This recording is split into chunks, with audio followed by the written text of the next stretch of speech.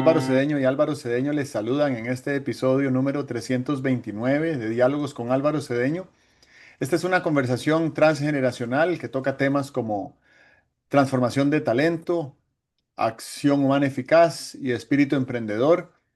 Hoy para conversar sobre el artículo publicado esta semana en la página web alvarocedeno.com titulado Tras el primer plantón. Papá, qué bonito estuvo ese día. Sí, muy lindo fue. Me parece que fue una verdadera ceremonia, ¿verdad?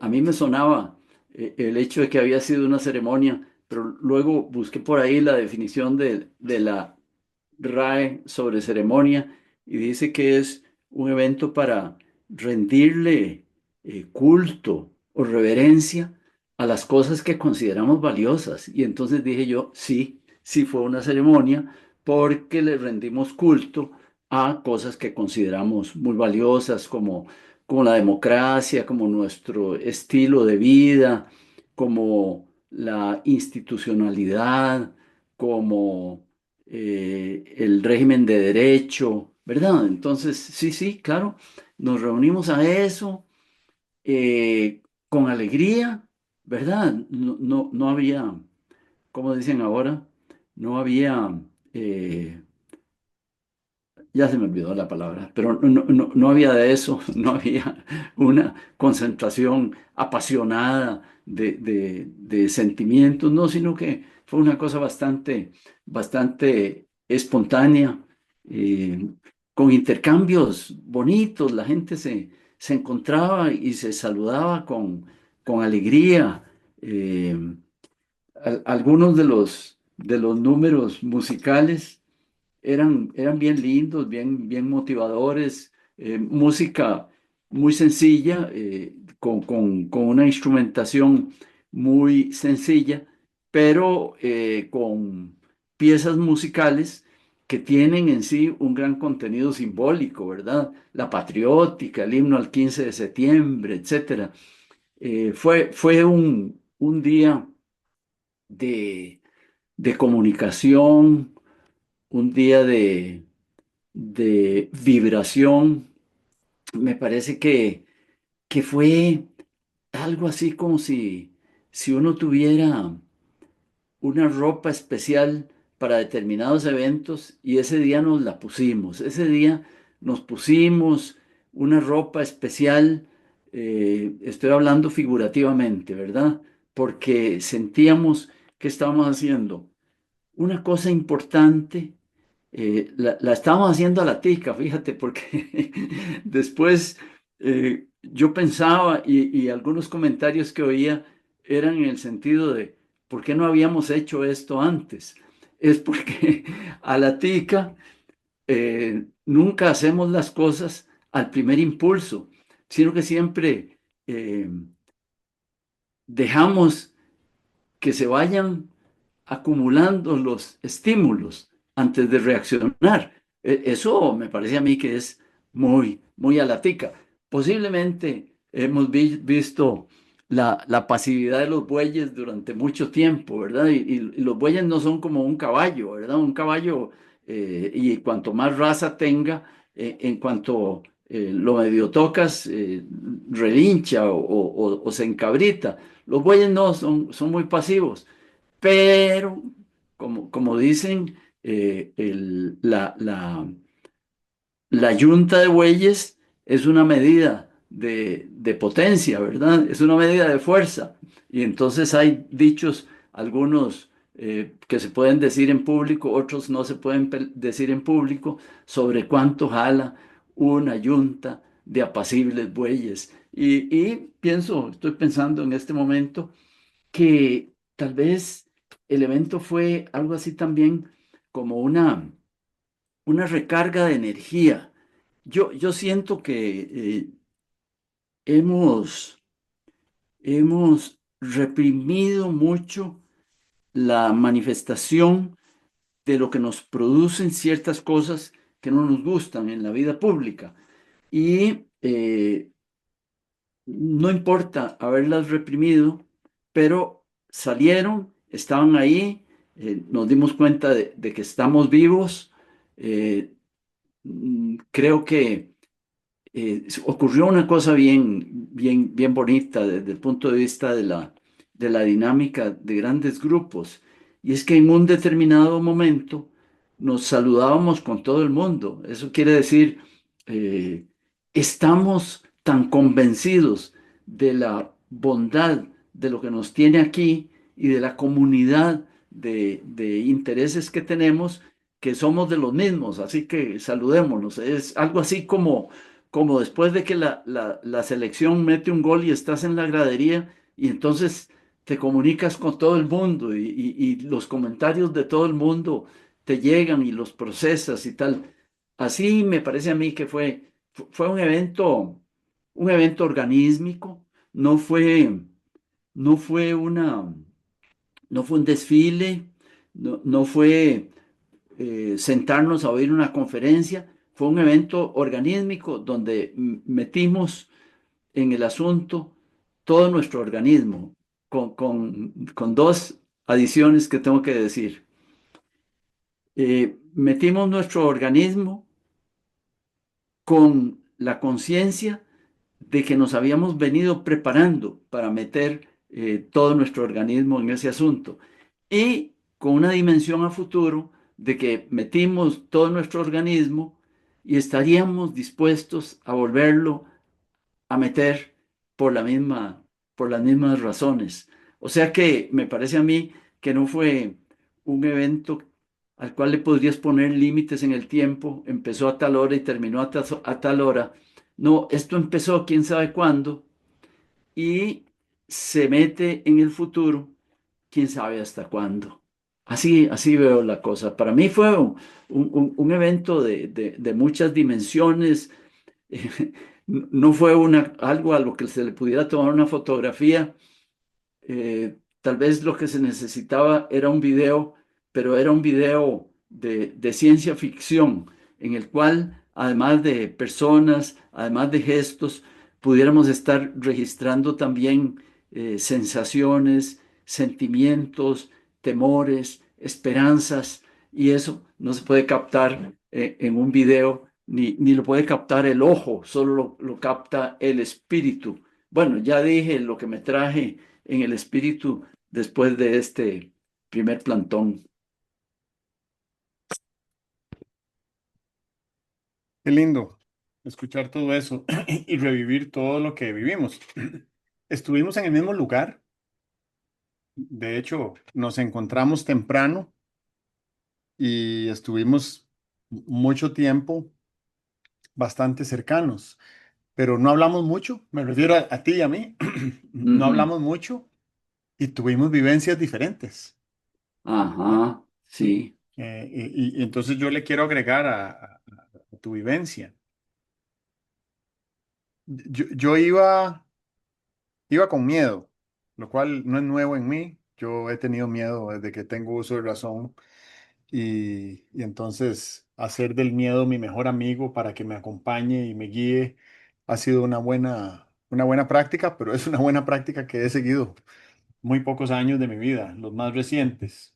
Entonces iba con miedo y el miedo se me convirtió en vergüenza cuando llegué ahí y sentía sentía que estaba muy expuesto y que la gente me estaba viendo y que tal vez yo debía de tener algo que decir y no tenía nada que decir.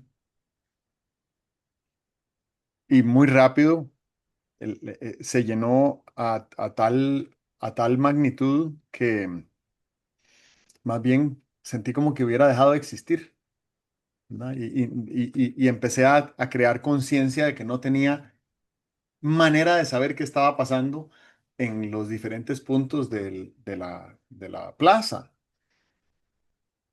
Hermosa esa plaza. Bueno, nunca había estado 4 horas en la Plaza de la Democracia. Qué hermosa esa plaza, qué lindo clima, qué majestuoso el atardecer.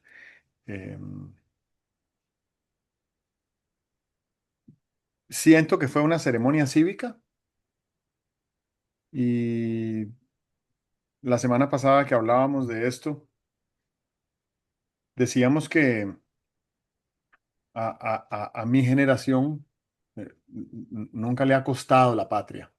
Nunca. Nunca le ha costado la patria a mi generación. Y a la generación que está para arriba de la mía, para arribita de la mía, tampoco, ¿verdad? Nadie menor de 60 años en este país le ha costado la patria. 70 inclusive. Estamos en un punto donde la patria nos está eh, pasando una factura, no porque nos esté cobrando algo, sino porque nos está pidiendo que renovemos la membresía. Y entonces, renovar la membresía significa decir, querríamos estar 75 años más en este club. Ah, yo sí. Bueno, no voy a estar 75 años, pero los años que le queden a esta membresía renovada, se las quiero dejar a mis hijas. Y si mis hijas no están aquí, se las quiero dejar a esas futuras generaciones, a los chicos que van a nacer estos próximos años que me quedan de vida. A ellos les quiero dejar una pequeña cuota de mi membresía de este club llamado Costa Rica. He reflexionado sobre los días posteriores al evento de que ese plantón sacó lo mejor de la nación costarricense. Mm, Creo que la gente que fue movilizada por una antivisión, ¿verdad? Y la antivisión es una dictadura en autocracia, a pesar de que la narrativa oficialista ya es, el plantón es muestra de que aquí no hay una dictadura porque les permitimos agruparse. Y así no funcionan las dictaduras. Ellos lo deberían de saber mejor porque conocen muy de cerca las dictaduras. Han vivido en dictaduras, se han inspirado en dictaduras y saben que la transición de democracia a dictadura en autocracia es progresiva. No es de un machetazo que se pasa a la dictadura. En estos tiempos, el proceso hacia la dictadura en autocracia es democrático, porque es como una anestesia colectiva. Nadie se da cuenta hasta que ya es demasiado tarde, ¿verdad? El Salvador de Bukele es una dictadura en autocracia que tiene elecciones libres el año entrante, donde Bukele se aspirará a ser electo en su tercer mandato, que ganará con 90% de los votos. ¿Por qué? Porque a nadie se le ocurriría oponérsele. Daniel Ortega en Nicaragua está impulsando una reforma constitucional para que sea prohibido participar en elecciones nacionales si uno es opositor al régimen. Democracia, ¿no? Es una vía democrática para consolidar una dictadura en autocracia. Entonces, la nación costarricense que compareció al plantón y todo un grupo 100 veces más grande de personas que comulgan con esa misma idea y que respaldan esa idea de que por las razones que fueron, obviamente, geográficas las principales y de agenda las segundas, no pudieron asistir, también han visto aflorar lo mejor de ellas como individuos y como colectividad. Y al hablar de aflorar, quiero hacer referencia a una canción que nos compartiste durante el fin de semana, que alguien compuso con ayuda de inteligencia artificial, y esa composición obviamente es de inteligencia artificial porque es hecho por una plataforma de inteligencia artificial, pero le dedica una flor a cada tribunal del Poder Judicial. Yo me imagino que debe haber gente a quien no le simpatiza esa canción. Pero me cuesta imaginar que haya alguien en este mundo que no ame el significado que representa una flor. Y si ama una flor, tiene que amar esa composición tan elegante, artificial, porque es hecho por un software que le dedica una flor a cada instancia del Poder Judicial. Yo creo que eso no hubiera surgido si no hubiera habido plantón. Ujú. Esa canción, ese jardín floral auditivo artificial compuesto seguro a la carrera por alguien ahí muy creativo, es una exquisitez y esa exquisitez abre la puerta para 80 exquisiteces más que posiblemente escucharemos en defensa de lo que más valoramos en esta tierra.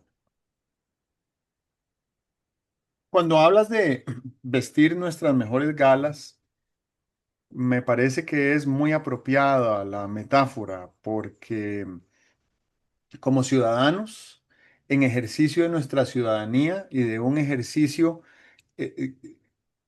sostenible en el tiempo y que robustezca lo colectivo, creo que hace mucho andamos vestidos en harapos. Y este plantón nos invitó a vestir nuestras mejores galas. Y lo que se comenta en redes y lo que se comenta en prensa y lo que se comenta en la calle es gente ejerciendo la ciudadanía vistiendo sus mejores galas cívicas.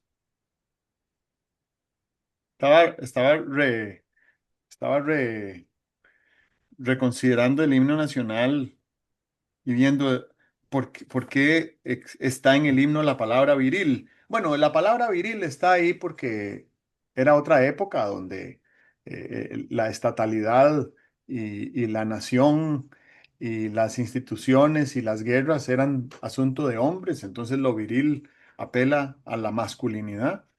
Pero viril está ahí para rimar con gentil y con, para rimar con gentil. ¿Verdad? Tierra gentil, madre de amor. Cuando alguno pretenda tu gloria manchar, verás a tu pueblo valiente y civil. La tosca herramienta en arma trocar también rima y creo que está más adecuado al presente que vivimos y al presente que vivimos en el plantón. Mi impresión es que había por lo menos un 50% de participantes que eran mujeres, si no más.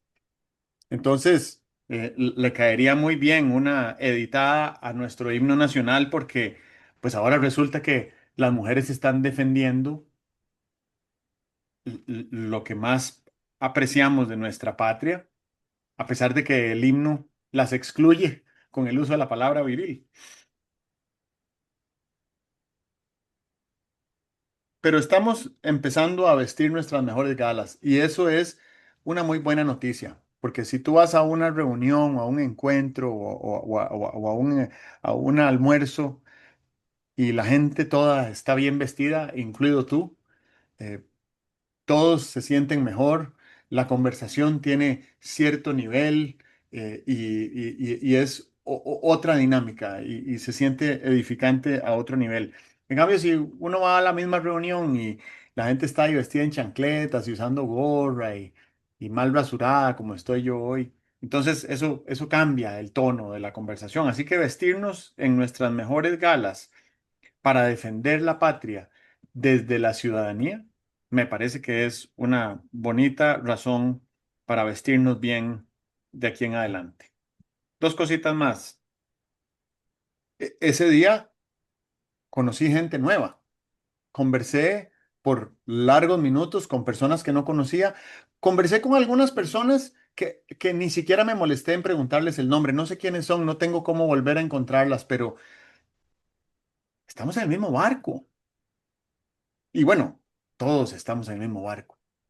Pero en el mismo barco de vestirnos con esas mayores, mejores galas para defender lo más preciado de nuestra patria, ahí en esa fiesta me encontré con gente que perfectamente podría ser la Cenicienta y ni dejó el zapato perdido para que yo la pueda ir a buscar. Tejimos una red que no estaba tejida. Teníamos los hilos, llegamos como hilos y salimos de ahí como tejido. Y eso, para mí, desde el punto de vista político, es la creación de un nuevo capital político. Y cuando uno crea nuevo capital político, tiene que decidir qué hacer con él. Es como que te regalaran hoy en día una bolsa de semillas. Y supongo que hay algunas semillas que uno dice, me las como. Hay gente que se come las semillas. ¿verdad? Unas semillas de ayote, yo me las como y se acabaron las semillas. O uno puede hacerlas germinar y sembrarlas, o puede distribuirlas. Puede hacer muchas cosas con las semillas. Y este capital político que generamos, que co-creamos entre todos ese día, no solo los que fuimos, sino los que no fueron también, tenemos que decidir qué hacer con ese capital político. Quiero referirme a esto más adelante. Pero así como hay capital natural, digamos, nosotros podríamos juntarnos el domingo y sembrar vainicas. O podríamos juntarnos el domingo y sembrar guayacanes reales. Y son capitales políticos de diferente naturaleza, de diferente índole, de diferente impacto y de diferente eh, sostenibilidad a futuro. Este capital político que se creó en el plantón pasado, me parece que son semillas como de Guayacán real y deberíamos de escoger muy bien a quién distribuírselas y a dónde sembrarlas.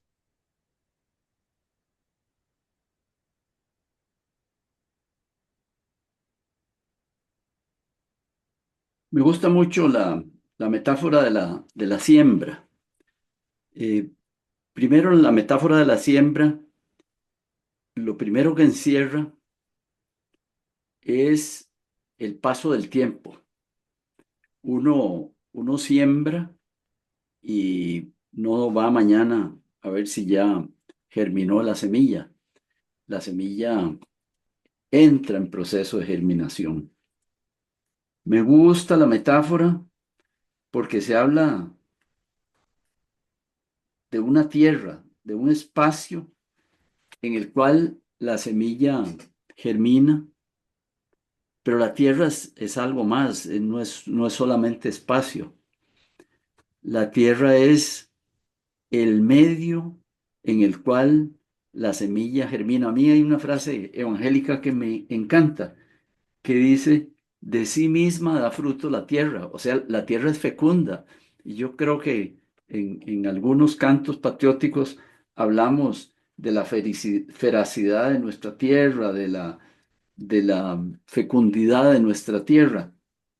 Semilla y tierra, de una cierta manera, nos vienen a poner enfrente del futuro. Y el futuro solo lo podemos, bueno, hay muchas formas de penetrar en el futuro, pero a mí me parece que la mejor forma de penetrar en el futuro es con esperanza.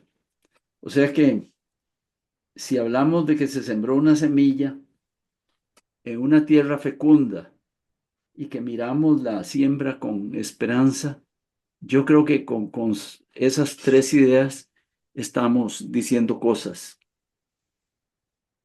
¿Con qué esperanza sembramos la semilla y esperamos su germinación? Yo querría un mejoramiento de nuestra vida en comunidad. ¿De qué hablo? Bueno, querría calles más seguras, leyes más claras, más conocidas, más apegadas a nuestra naturaleza, más movilizadoras. Quisiera, quisiera leyes que no solamente pusieran límites o barreras, sino que quisiera leyes que canalizaran la energía, las posibilidades de los habitantes para construir mejores instituciones, mejores ambientes físicos, mejores ambientes sociales, psicológicos.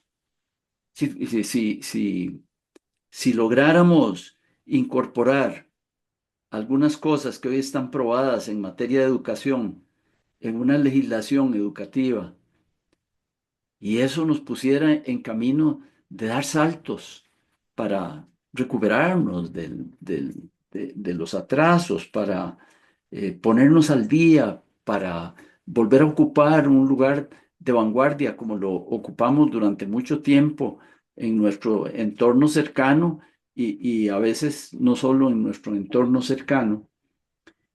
Esa es una forma de sumar semilla, fecundidad de la tierra y esperanza.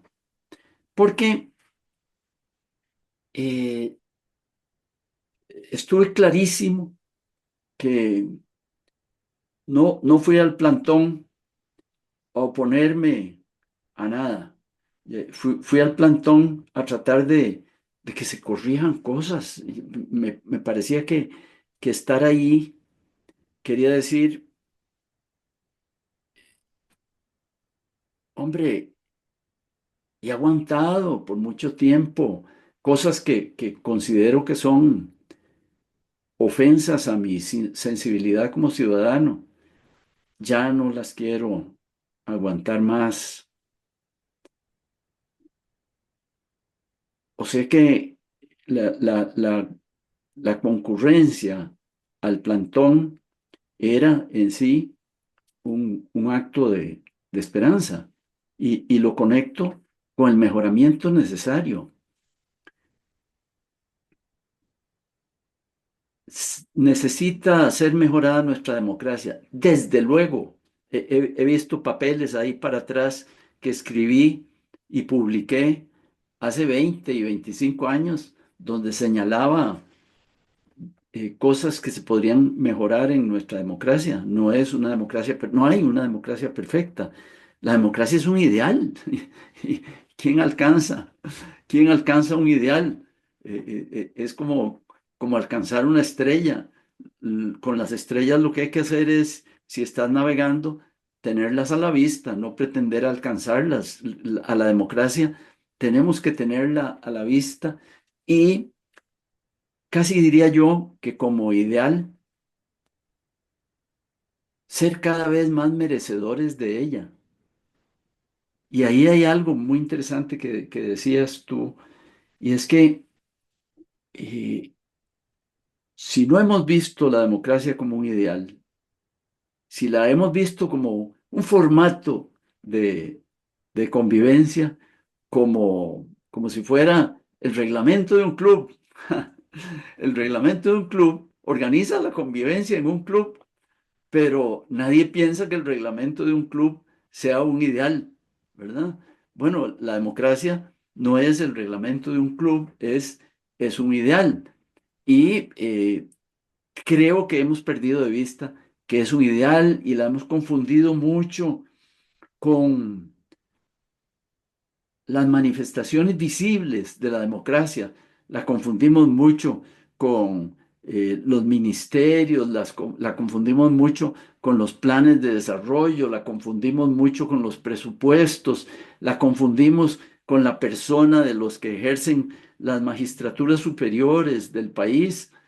Y eso no es la democracia, es algo que está más allá, es un ideal, es una estrella que nos debe movilizar.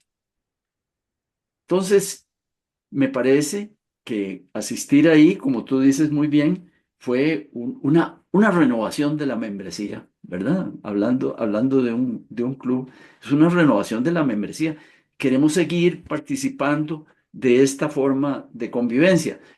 Estamos seguros de que esa forma de convivencia no es perfecta, pero queremos contribuir a mejorar esa forma de convivencia. ¿Por qué por qué hemos dejado de contemplar el trabajo que hay que hacer por mejorar la forma de convivencia? ¿Qué es lo que hemos estado viendo tanto? Bueno, creo que como personas individuales hemos estado viendo por nuestra vida privada. Eh, vivir no es fácil, vivir no es fácil y tiene sus problemas y hay que dedicarle tiempo. Parece ser que la evolución del trabajo nos está saliendo un mal negocio. Eh, eh, Ahora somos trabajadores mucho más productivos, pero a pesar de que somos mucho más productivos, tenemos mucho menos ocio. Yo creo que mi padre tenía más ocio que el que yo tengo y trabajaba mucho. pero podía leer el periódico de la tarde. Se acostaba a las 9 de la noche, leía el periódico de la mañana, tenía tiempo para quedarse después de la cena conversando. Y nosotros andamos muy traqueteadillos haciendo cosas porque creo que el negocio que hicimos relacionando la productividad con la felicidad, me parece que no nos salió muy ventajoso, muy favorable y claro, tenemos más bienestar. No sé si tenemos más felicidad, tenemos más bienes, más cosas, más servicios, pero tenemos menos disposición de tiempo. Entonces, bueno,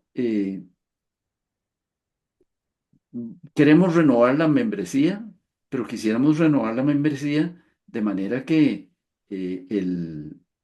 la orientación principal no fuera bienestar material, que la aspiración principal fuera algo que estuviera unos pasos más allá del bienestar material para acercarse a la felicidad, a la plenitud de nuestro propio desarrollo. Eh, don Pepe, en aquella frase tan sabia, hablaba de, ¿para qué tractores sin violines? ¿Para qué tractores sin violines? Eh, la presencia del violín es fundamental en nuestras vidas. A mí me acerca más a la felicidad un violín que un tractor, la verdad. Eh, y entonces creo que esas son las cosas que tenemos que repensar. Y cuando escuchamos señalamientos de cosas que habría que mejorar, pues claro, yo tiendo a estar de arranque de acuerdo en que hay muchas cosas que hay que mejorar. Ahora, si para mejorar unas cosas hay que perder lo fundamental, si para mejorar unas cosas hay que arriesgar lo esencial, yo no estoy de acuerdo en montarme en ese tren. Pero hay caminos de encontrar cómo se puede cuestionar, intentar mejorar lo esencial sin poner en peligro nada de lo que tenemos acumulado. Hay en el pensamiento que uno ve por ahí cosas que llaman mucho la atención. Es exactamente como si tuvieras una finca y quisieras hacerla más productiva, más próspera, pero partieras un poco de, bueno, olvidémonos de que tenemos la finca, olvidémonos de que la finca tiene unos recursos y rediseñemos esta vaina. Hombre, yo no estoy de acuerdo. A mí me temblaría la mano si me dijeran, para aumentar la productividad de esta finca hay que volarse el bosque o hay que cegar las fuentes de agua.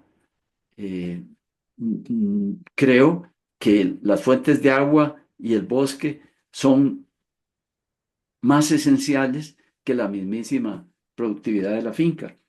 Ahí es donde creo yo que necesitamos sentarnos y conversar con sosiego, que veo que el sosiego escasea y me explico por qué escasea. El sosiego escasea, pero tenemos que hablar con sosiego, porque cosas como el plantón, cosas como lo que vemos que viene ocurriendo en el país, eh, yo no sé cómo nos aguantamos tanto tiempo, porque viene ocurriendo en el país desde hace 4 años y resto, desde el gobierno anterior. Eh, Creo que le dimos el beneficio de la duda a los que conducían el gobierno anterior y se nos fue la mano, y lo cual es muy, muy costarricense.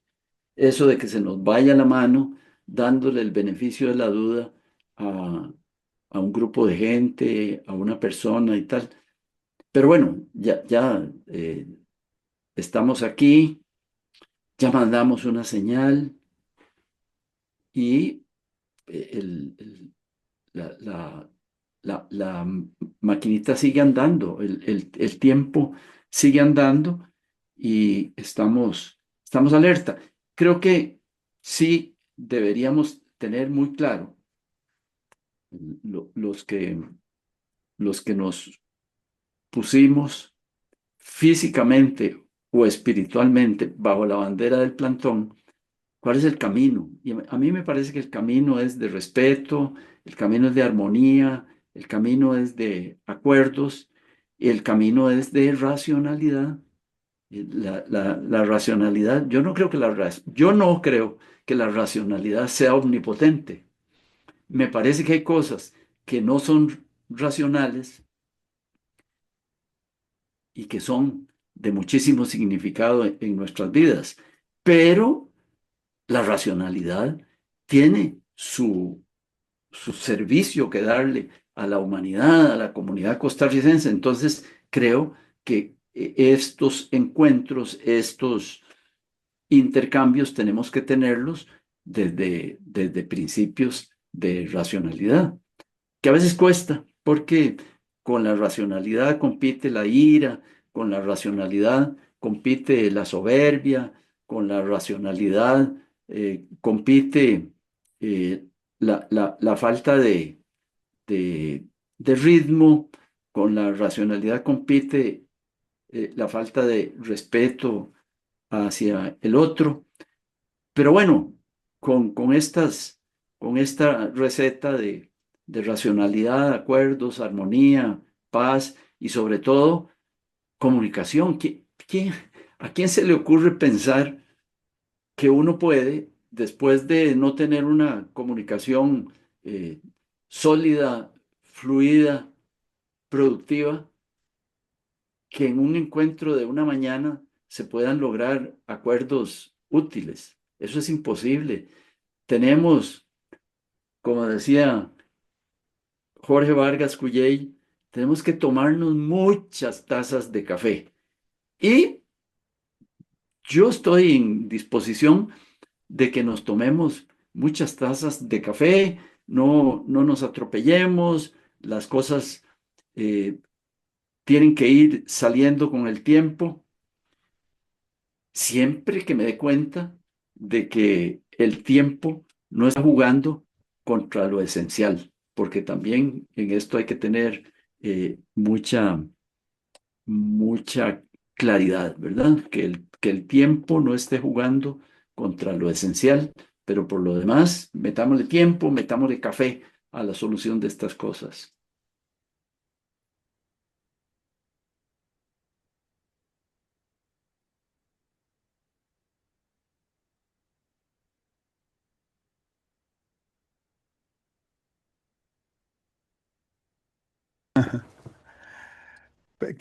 Muy precioso lo que dijiste y no puedo pretender responder a todo lo que mencionaste. De hecho, hace unos minutos me di cuenta de que estaba anotando, no con afán de hacerme un recordatorio para reaccionar, sino estaba tomando nota de lo que estabas diciendo y dije, no necesito tomar nota, pero estaba muy rica esa densidad que elaboraste ahí en ese estado de presencia absoluta en el que ibas discurriendo, ¿sí? Entre tu mente brillante y tu corazón noble y tu intuición muy viva.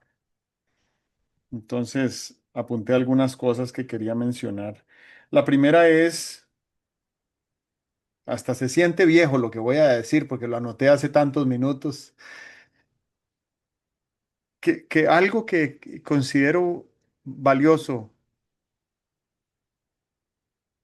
a la hora de pensar en qué hacer con este capital político es hacer un compromiso desde la humildad y que eso nos lleve en la senda de la paz a incluir al otro, a apreciar al otro eh, de manera incondicional, a facilitarle el cambiar de opinión, a disfrutar de los frutos que genere nuestro, nuestra huerta y nuestro jardín y nuestro bosque, que, que se haga más baja la barrera de entrada, que quitemos la cerca de nuestro jardín para que cualquier persona sienta que también es suyo porque lo es. Eso es un compromiso para obrar desde la humildad. Y el otro compromiso es obrar siempre con valentía. Yo creo que eh, mm, al gobierno anterior no le dimos el beneficio de la duda, sino que lo juzgamos con mucha más, de manera más blandengue de lo que juzgamos a su contrincante en las urnas. De manera injusta, porque representaba una figura ya conocida, que ya había estado en el gobierno y que su partido ya había gobernado durante 9 veces el país, y este otro era, de ahí, era, era, era una voz nueva, y, y lo nuevo tiene un efecto de cautivante. Pero lo que siento que más se nos debilitó en los 4 años del gobierno anterior fue la valentía.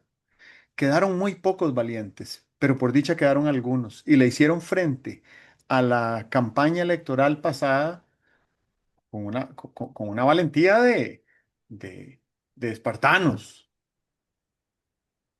Y, y esa valentía sembró semillas que por lo menos a mí me llevaron al plantón de la semana pasada y siento que ahí esos almaciguitos de valentía los sembré en buena tierra y van creciendo. Los quiero recordar siempre, porque si hay algo que nos va a permitir defender lo que más apreciamos de esta patria, es ejercer la ciudadanía de manera valiente. Lo otro es que he estado pensando este fin de semana, ¿qué es el indicador más básico que me pueda imaginar para tratar de medir el efecto que tiene la intervención de los jerarcas del gobierno en cada intervención que tienen, que además son muchas? S- Se nos olvidó cómo era la comunicación política desde el gobierno antes de pandemia, porque con pandemia entramos en crisis, una crisis sanitaria.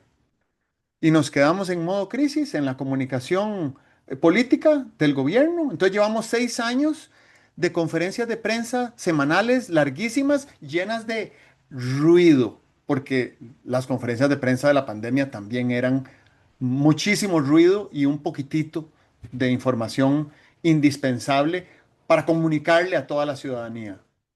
Pero antes de la crisis, antes de la pandemia, la comunicación política desde el gobierno era 20 minutos con los puntos esenciales que se tocaron en el Consejo de Gobierno, las decisiones que se tomaron, el impacto que va a tener. Y quien hablaba era el ministro de esa cartera y rara rara vez en una conferencia de prensa comparecía el presidente. ¿Para qué? Si no tiene la granularidad técnica para responderle a la prensa los temas que le puedan preguntar al ministro del ramo. Rara vez aparecía el presidente en una conferencia de prensa. Ahora el presidente o la presidenta o quien sea que agarre el micrófono, porque es como eso, agarra el micrófono y habla 3 horas.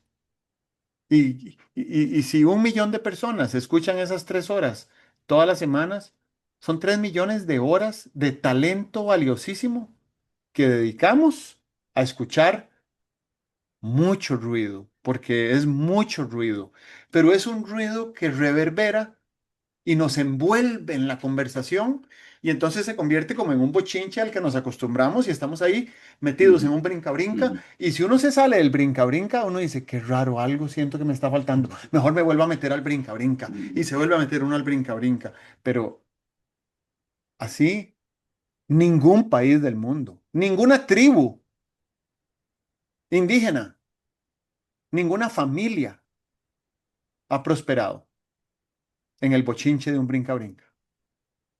Entonces, si la agenda es prosperidad, el brinca-brinca es distracción. Entonces ando buscando cuál es el indicador más básico para determinar si vamos hacia la prosperidad o si vamos hacia la distracción. Y por donde voy en mi proceso de pensamiento es pensar en la armonía. Lo que se comunica en esas conferencias de prensa o cuando sea que agarre el micrófono la autoridad que decide hablarle a la nación costarricense, ¿aumenta la armonía o disminuye la armonía? ujú, Y armonía entendida como ausencia de violencia, ¿verdad? Entonces la violencia no la vamos a entender como agarrarse a garrotazos. La violencia la vamos a entender como algo que nos quita la armonía. Y para hacer una metáfora de la armonía con el silencio, si estamos en un grupo, pequeño o grande, aún en pareja, y hacemos un compromiso de silencio. Vamos a hacer silencio por 20 minutos. Para lo que sea. Hay muchas cosas por las cuales uno podría querer hacer silencio 20 minutos. Pero uno hace silencio, se compromete a hacer silencio por 20 minutos. Y alguna de las personas en el grupo habla o estornuda o grita o empieza a zapatear o aplaude o se ríe.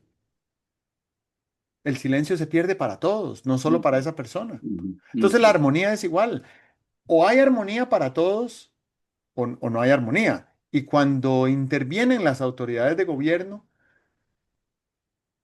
¿generan armonía o degradan armonía?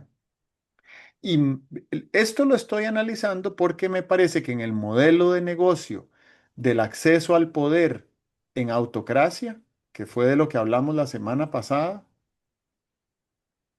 cualquier cosa que yo diga que sea disruptiva de choque y que en ese choque genere simpatías y genere antipatías al ujú, mismo instante, eso va a generar el brinca-brinca que beneficia a los que quieren aferrarse al poder porque no tienen agenda de desarrollo, no tienen agenda de prosperidad, no tienen indicadores para decirnos al pueblo cómo estamos mejor que hace 4 años y cómo vamos a estar mejor dentro de 4 años y dentro de 8 y dentro de 12, porque además un gobierno debe dejar sembradas las semillas para que germinen por un siglo en mejoramiento del bienestar colectivo de todas las personas, o por lo menos de una gran mayoría de las personas. Dos cositas más y con esto termino.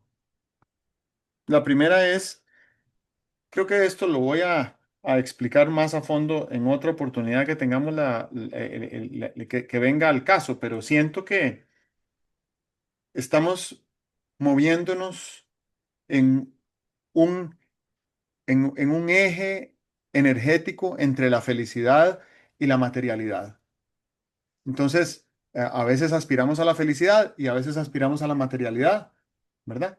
Y creo que es muy fácil encontrar episodios en nuestras vidas en los que nuestro felicidómetro ha estado en su nivel máximo y nos damos cuenta de que los niveles máximos de felicidad no están correlacionados con niveles de ujú, materialidad considerables. ujú, Al contrario, la materialidad es directamente proporcional a los grados de libertad que tenemos. A mayor materialidad, menor libertad. Un carro no nos hace más libres porque podemos ir a pasear el domingo.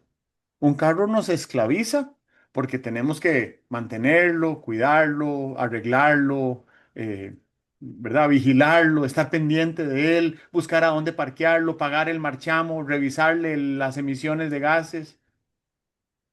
No nos hace más libres porque paseamos el domingo en ese carro. Podemos buscar otras opciones para pasear el domingo sin necesidad de tener ese carro, porque la tenencia de ese carro genera una posesión inversa del carro hacia nosotros, nos posee. Pero en otro momento vamos a hablar de esto. Lo traigo a colación solo porque este, este rectángulo negro que todos tenemos ahora en las bolsas y que es indispensable para, no sé, para nuestro consuelo, nos está llevando muy rápidamente en unas cuantas horas todos los días a la fatiga de la atención. Entonces, no es de sorprender que cada vez hay más diagnósticos de déficit atencional. Yo no quiero ni ir a examinarme para ver si tengo déficit atencional. Por supuesto que tengo déficit atencional. Y tú también. No eres un fakir que tiene la capacidad de tener la mente puesta en una sola cosa 16 horas. En algún lugar del espectro del déficit atencional estamos. Y este aparato no nos ayuda a reducir el déficit atencional, lo empeora el déficit atencional. Y cuando tenemos ese déficit atencional y estamos constantemente oscilando entre una cosa y otra, se nos fatiga la capacidad endocrinológica de producir dopamina buena, de querer más de algo. Llega un punto en el que uno, ya, tengo que cerrar este aparato. Todos llegamos a ese punto. Algunos ujú, tienen más aguante porque algunos tienen más adicción o lo que sea. ujú. Pero me parece que esa fatiga de atención está erosionando nuestros valores. Y entonces es más fácil que dejemos pasar arbitrariedades violentas que suceden en nuestro entorno, también en la función, en el sector público, porque somos mucho más tolerantes. No nos importa, estamos, estamos hasta aquí de información. Entonces, que hagan lo que quieran, que hagan lo que quieran, ¿qué importa? Que no le paguen a la caja, ¿qué importa? Que no reparen las carreteras, ¿qué importa? ¿Verdad? Que haya que estar, como me decía una persona el fin de semana pasado, que tuvo que llevar a su mamá al hospital de Liberia y para atenderla la tuvieron sentada en una silla durante 7 días, Mm. a una señora de 90 años. Y, y eso no nos importa porque el valor que nos haría importarnos esa indignante situación de una persona en un país con una seguridad social universal como la de Costa Rica está más allá de la fatiga de atención que nos autoinfligimos con el aparato este. Lo último que quiero decir, y esto tengo confianza plena de que volverá en los próximos 12 diálogos por lo menos, y es la catástrofe sin precedentes, que es el fenómeno del superniño que ya está impactando a nuestro país, principalmente a la costa pacífica, en particular a Guanacaste, y cuyas peores consecuencias a nivel planetario se esperan para diciembre, que es justo cuando empieza la época seca en Costa Rica. De esto vamos a hablar más, pero de esto quiero exigirle a las autoridades que se refieran con claridad sobre cómo van a atender esta crisis antes de la celebración de la abolición del ejército el 1 de diciembre.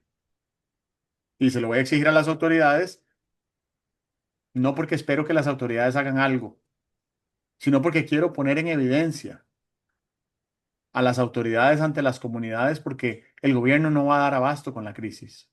Es una catástrofe climática que vamos a sufrir, que ya estamos sufriendo, pero que vamos a verla muy de cerca dentro de 6 meses. Lo dejo por acá y seguimos adelante. Bueno, Subrayo tres palabras de mucho contenido que mencionaste. Una es la humildad. Humildad tiene una raíz que es humus, tierra. Humildad debe tener una referencia a cómo ser tan naturales como la naturaleza. Segunda palabra que me pareció subrayable es la de valentía. ¿Y qué es valentía? Hay valentones y valientes, no es lo mismo. Hay valentones y valientes. Los valentones están en las películas mexicanas, los valientes están en los asuntos de todos los días, padres de familia que hacen esfuerzos por acomodar su presupuesto, acomodar su tiempo, atender a su familia. Padres, hablo de madres y padres. Eh, Valentía. Me recuerdo siempre una frase que leí de muchachito que decía que valentía es el miedo que ya rezó sus oraciones. Nadie es valiente per se, pero hay momentos en que hay que rezar las oraciones y con eso exorcizaste al miedo y te convertiste en valiente. Y finalmente lo de armonía, que es importante mantenerlo a la vista en todas estas cosas que tenemos que hacer juntos por el país. Básicamente, armonía lo interpreto como sumar, porque restar me parece a mí una operación poco armónica, dividir es una operación poco armónica, sumar y multiplicar me parecen operaciones aritméticas y morales muy armónicas. Con esto yo termino. Muy bien, muchas gracias. Bueno, Nos vemos pronto. que estés muy bien. Igual tú. Chao.